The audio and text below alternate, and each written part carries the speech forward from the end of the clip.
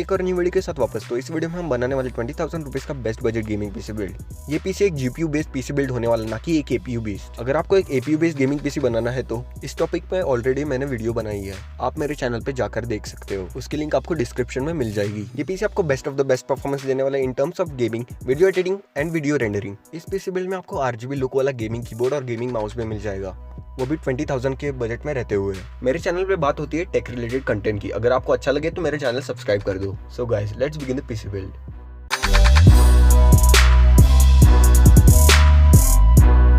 मैंने इसमें Intel Pentium gold G5420 processor use किया है, जो कि गेमिंग के लिए बीस्ट है। ये प्रोसेसर आता है 2 कोर्स और 4 थ्रेड के साथ। इस प्रोसेसर में आपको 4 MB कैश देखने को मिल जाती है। इसकी बेस क्लॉक स्पीड है 3.8 GHz और इसमें कोई टर्बो क्लॉक स्पीड नहीं है। ये प्रोसेसर 14 नैनोमीटर की टेक्नोलॉजी पर बेस्ड है। इसमें आपको इंटेल के UHD 610 ग्राफिक्स मिल जाते हैं। अगर मैं बात करूँ इसके आर्किटेक्चर की, तो ये कॉफी लेक आर्किटेक्चर पर बेस्ड है। तो चलिए दोस्तों, अब बात करते हैं इसकी ग्राफिक्स फ्रीक्वेंसी के बारे में। इसकी बेस ग्राफिक्स फ्रीक्वेंसी 350 MHz है और मैक्स डायनामिक फ्रीक्वेंसी 1.5 GHz है। ये प्रोसेसर 4K को 60 Hz तक सपोर्ट करता है। इस प्रोसेसर में आपको हाइपर थ्रेडिंग का ऑप्शन मिल जाएगा। अगर मैं बात करूँ इसके सॉकेट की, तो ये LG A1151 सॉकेट को सपोर्ट करता है। ये आपको ओवरऑल बहुत ही अच्छा परफॉर्मेंस देने वाला है, क्योंकि इसके साथ हमने बहुत ही अच्छा ग्राफिक्स कार्ड पेयर किया है। अगर बात करूँ प्रोसेसर की प्राइस की, तो आपको AMD कंप्यूटर्स पे 4900 का मिल जाएगा।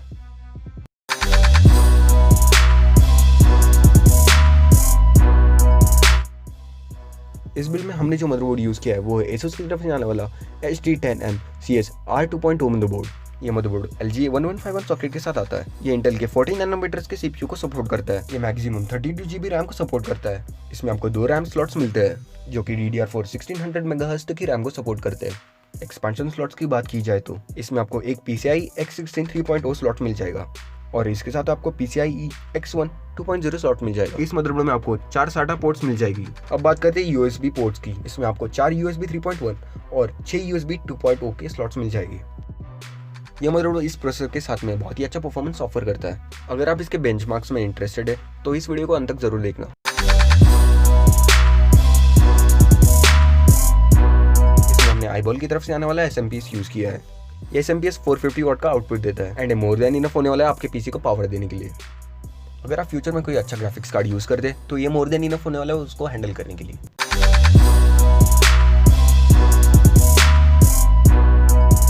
अगर मैं बात करूँ इसके स्टोरेज की, तो हमने इसमें यूज किया है HDD। ये हार्ड डिस्क वेस्टर्न डिजिटल की तरफ से आती है। ये WD caviar blue hard disk है। इसकी कैपेसिटी की बात की जाए तो ये 500 GB की हार्ड डिस्क है और ये 72 RPM की हार्ड ड्राइव है।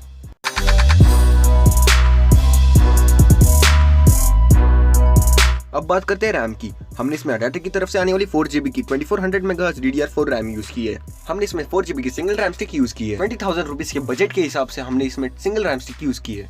अगर आप अपना बजट थोड़ा सा इंक्रीज कर सकते हो तो आप डुअल रैम स्टिक यूज करना। अगर आप अपना बजट इंक्रीज कर सकते हो तो मैं आपको रिकमेंड करूंगा 4 GB के 2 स्टिक्स यूज करें instead of using 8 GB single stick. इससे आपको गेमिंग में लिटरली बहुत ज्यादा डिफरेंस देखने को मिलेगा।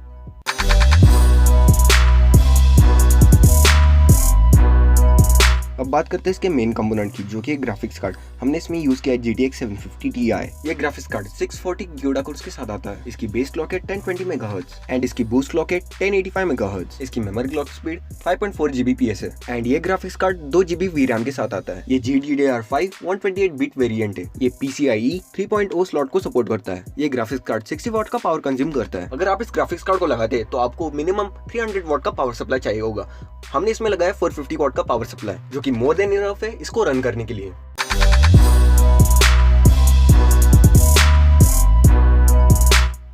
तो गाइस, अब बात करते हैं कैबिनेट की। हमने इसमें यूज किया चिप्रोनिक्स की तरफ से आने वाला X310B गेमिंग कैबिनेट। ये कैबिनेट आपको बहुत ही अच्छा गेमिंग लुक देने वाला है।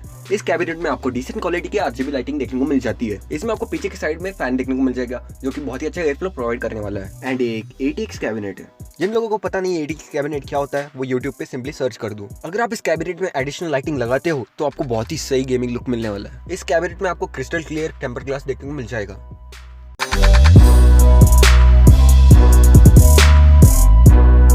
इस बिल्ड में हमने यूज किया है Zebronics की तरफ से आने वाला कीबोर्ड और माउस, जो कि आता है डिसेंट क्वालिटी की RGB लाइट के साथ। इन RGB लाइट्स को आप कंट्रोल भी कर सकते हो एंड ये एक मेम्ब्रेन गेमिंग कीबोर्ड है, ना कि mechanic keyboard.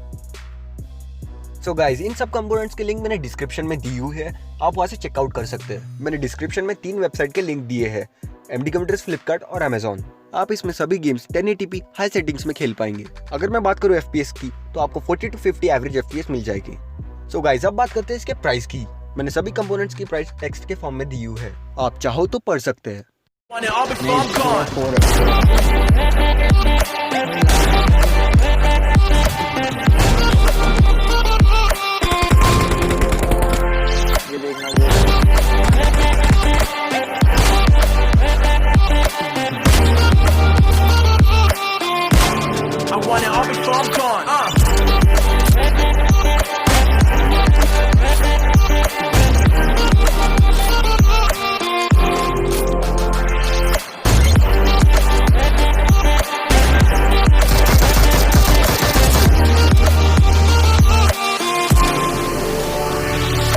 I want it all before I'm gone.